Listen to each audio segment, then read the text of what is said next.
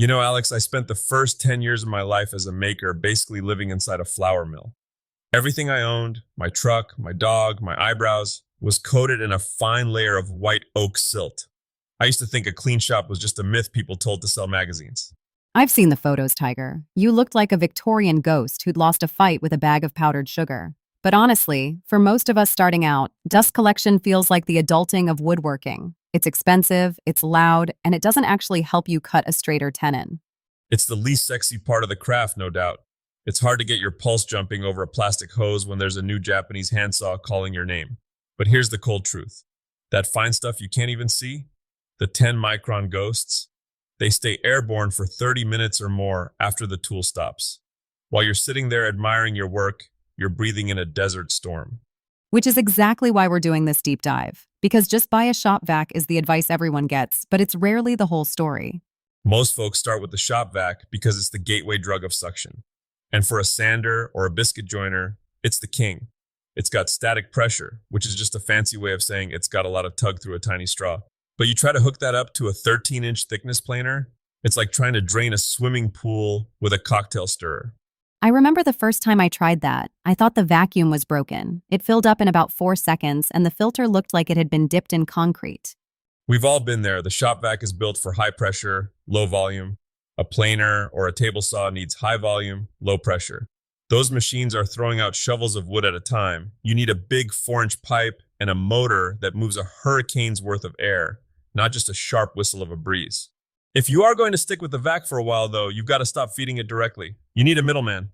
The cyclone separator. I've seen those, the little plastic buckets that look like a science fair project. Do they actually do anything, or is it just more shop jewelry? It's the best $20 you'll ever spend. It uses centrifugal force to spin the heavy chips into a bucket before they ever touch your vacuum's filter. I used to have to bang out my vacuum filter every 20 minutes. Now, I check the filter maybe once a season. It's the difference between a tool that works and a tool that's just a glorified paperweight. Okay, so the vac is for the small stuff. But the big question for the Tiger Den community is always, when do I jump to an actual dust collector? You know, the big bags, the heavy induction motors. It's about the machines you're running.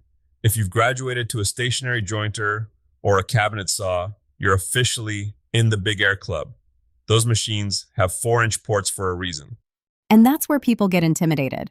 I look at those 2 horsepower units, and all I see is a wiring nightmare. Most of those need 220 volts, right? A lot of the heavy hitters do. And that's a real hurdle.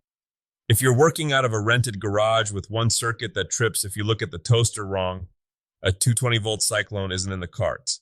But you can get a 1-horse mobile unit that plugs into a standard 110 outlet. It won't pull the chrome off a bumper, but it'll keep your lungs clear. Let's talk about the bags of shame. You know the ones, those white canvas bags that come on the cheap collectors? You always say they're basically just oversized pepper shakers. Oh, they're worse than that. Those standard 30-micron bags are just dust relocators. They catch the big chips so you don't trip over them, but they let the fine, invisible flour right back out into the room. If you're going to buy a collector, you have to look for a pleated canister filter. It has 10 times the surface area and catches the stuff that actually hurts your chest. If your collector has a bag that puffs up like a marshmallow when you turn it on, you're just circulating the poison. So the vac for the sander, the big collector for the planer. Why do we need the box hanging from the ceiling? Is that just for the aesthetic? That's your ambient air cleaner. Think of it as the safety net. No dust collection system is 100% efficient. Some chips are always going to make a break for it. That ceiling unit is there to scrub the room 3 or 4 times an hour. I leave mine running for 20 minutes after I walk out of the shop. It's the reason I can come back the next morning and not have a layer of gray fur on my coffee mug. I've noticed you're also pretty religious about the mask, even with all this gear running. Isn't that overkill? You'd think so, wouldn't you? But one afternoon spent coughing up walnut dust will change your religion real quick, especially with woods like spalted maple or cocobolo. Those aren't just irritating, they're toxic. I treat the mask like my safety glasses. It goes on before the power switch flips. I think a lot of beginners get stuck on the all-or-nothing mentality. They think if they can't afford a $2,000 Clearview Cyclone system with hard-piped ducting, there's no point. That's the trap. My first system was a shop vac taped to a bucket with a hole in the lid and a $10 box fan with a furnace filter duct taped to the back of it. It looked like a junkyard dog, but it kept the worst of the fog at bay. You don't need a professional HVAC setup to start. You just need to realize that the shop isn't a clean room, it's a battlefield, and you're just trying to keep the enemy out of your windpipe. What about the common mistakes? I've seen people use PVC pipe for their lines and then have people on the internet scream at them about static explosions. Is that a real thing or is it just hobbyist folklore? Ah, the great PVC debate. Look, in a massive industrial grain silo, static discharge is a bomb. In a hobbyist garage with a 4-foot run of pipe, it's mostly just a way to get a nasty zap on the elbow that'll make you drop your chisel. But the real mistake isn't the material, it's the corners. The corners? People use 90-degree elbows like they're plumbing a sink. Air hates sharp turns. Every time you make a 90-degree bend, you're killing your suction. You want long, sweeping curves. 2 45-degree elbows with a little straight pipe between them will outperform a single T-junction every day of the week. Air's got momentum. You can't just tell it to take a hard left and expect it to be happy about it. Okay, let's talk about the shop vac versus extractor debate. Because those Festool or Makita extractors cost more than my first car. Are they just fancy vacuums for people with too much money? Don't tell the tool companies I said this, but they are mostly just very quiet, very smart shop vacs. The smart part is the tool-actuated switch. You plug your sander into the vacuum, then you plug the vacuum into the wall. When you pull the trigger on the sander, the vacuum wakes up. When you stop, the vacuum runs for 5 seconds more to clear the hose and then goes back to sleep. I will admit, that sounds incredibly satisfying. It's a luxury that becomes a necessity once you have it. It's not about the power, it's about the friction. If you have to walk over and flip a switch every time you want to make a 30-second cut, eventually you're going to get lazy. You're going to say, it's just one cut. And that's how the dust wins. The best system is the one that requires the least amount of willpower to use. That's probably the most Tiger thing you've ever said. Well, I'm a lazy man who likes to breathe. It's a powerful combination. Another thing people miss is the source. You can have the biggest vacuum in the world, but if the inside of your table saw is shaped like a cavern with a tiny hole at the bottom, 40% of that dust is just going to settle in the corners of the cabinet. Sometimes the best upgrade isn't a new collector. It's a piece of cardboard and some tape inside your machine to funnel the chips directly into the pipe. So it's about shaping the airflow before it even gets to the hose.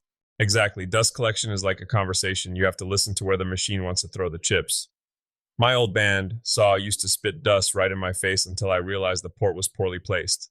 I spent 10 minutes building a little wooden shroud around the lower blade guides, and it was like night and day. Cost me $0 and saved me a lot of sneezing. We've covered a lot of ground. If you're a beginner listening to this and you've got $200 and a dream, what's the hierarchy of needs? First, a decent respirator that fits your face. Not the paper ones that make your glasses fog up, something with a rubber seal. Second, a shop vac with a HEPA filter. Third, a cyclone separator. That trio will handle 90% of what a small hobby shop throws at you. And the big boys, the 2 HP cyclones and the hard pipe ducting? Save that for when you're tired of dragging the vacuum around. It's a phase 2 problem. Don't let the lack of a perfect system stop you from making sawdust. Just make sure you're managing the cloud while you're at it. I think my favorite part of all this isn't even the health stuff, it's the ritual. There's something peaceful about a clean shop floor at the end of a project. It's the final amen of the build. When the dust is gone, you can actually see what you made. You aren't fighting the clutter anymore. You're just there with the wood. That was surprisingly poetic, Tiger. Who are you, and what have you done with the man who once accidentally glued his sleeve to a workbench? Hey, that glue had great hold. But seriously, if there's one thing to take away today, it's this. Dust collection isn't about the gear, it's about respect. Respecting your tools, your space, and most importantly, the lungs that let you keep doing this into your 80s. Well said. I'll go turn on the air scrubber. Good call. I think I can still see some of your Victorian ghost particles from earlier.